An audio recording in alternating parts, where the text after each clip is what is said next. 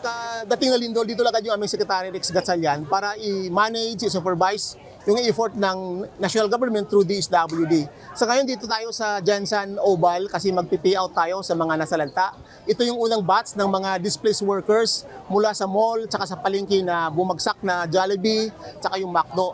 So we're here to give food packs and then meron tayong pagkain din sa likod, makita nyo, tsaka yung DSWD dun sa kabila.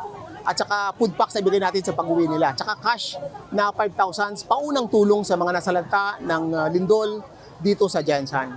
The President and the Secretary has already instruction for us to reach yung mga hindi pa narating. Ang sa amin lang, tulungan natin yung mga local government units. If you have donations direct to local government units, kailangan tubig, tsaka pagkain. Kung may communications equipment sila, pwedeng ipahiram doon.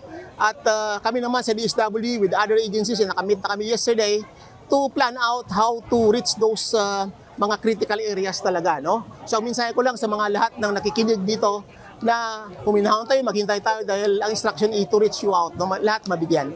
Mahal na Presidente, ako po'y nagpapasalamat dahil buong sambayanan ng General Santos City at lalo na sa mga kasamahan ko nagkaroon po kayo ng pagkakataon para puntahan kami at bigyang kalinga or ano pa man ang pwede niyong ibigay sa amin na mga ayuda na nais po namin na kahit papaano po ay makatulong sa amin.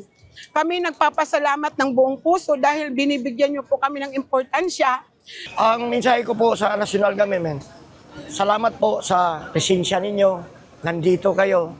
Malaking bagay na po yun na nakita ninyo yung kalagayan namin.